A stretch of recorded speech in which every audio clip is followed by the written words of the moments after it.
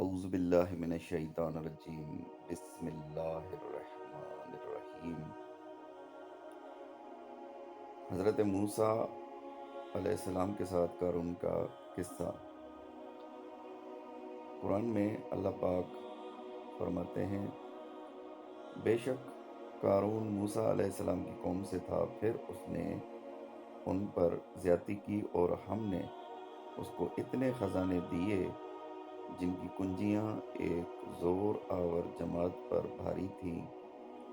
جب اس سے اس کی قوم نے کہا، اترا نہیں، بے شک اللہ اترانے والوں کو دوست نہیں رکھتا، اور جو مال تجھے اللہ نے دیا ہے اس سے آخرت کا گھر طلب کر، اور دنیا میں اپنا حصہ نہ بھول، اور احسان کر جیسا اللہ نے تجھ پر احسان کیا، اور زمین میں فساد نہ چاہ، بے شک اللہ فسادیوں کو دوست نہیں رکھتا۔ بولا، یہ تو مجھے ایک علم سے ملا ہے جو میرے پاس ہے، اور کیا اسے یہ نہیں معلوم کہ اللہ نے اس سے پہلے وہ سنگتیں ہلاک فرما دیں جن کی قوتیں اس سے سخت تھیں اور جمع اس سے زیادہ، اور مجرموں سے ان کے گناہوں کی پوچھ نہیں۔ تو اپنی قوم پر نکلا اپنی آرائش میں، بولے، وہ جو دنیا کی زندگی چاہتے ہیں کسی طرح ہم کو بھی ایسا ملتا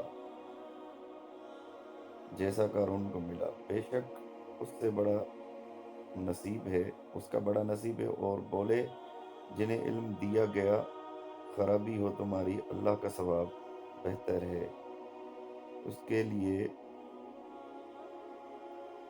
جو ایمان لائے اور اچھے کام کرے، اور یہ انہی کو ملتا ہے جو صبر والے ہیں۔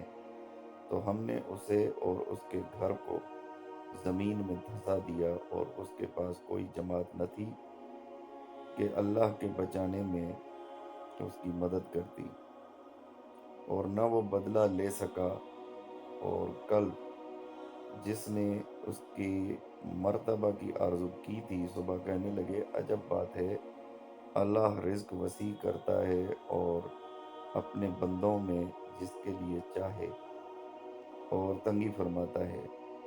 اگر اللہ ہم پر ایسا نہ فرماتا تو ہمیں بھی دھنسا دیتا۔ اے عجب، کافروں کا بھلا نہیں، یہ آخرت کا گھر ہے۔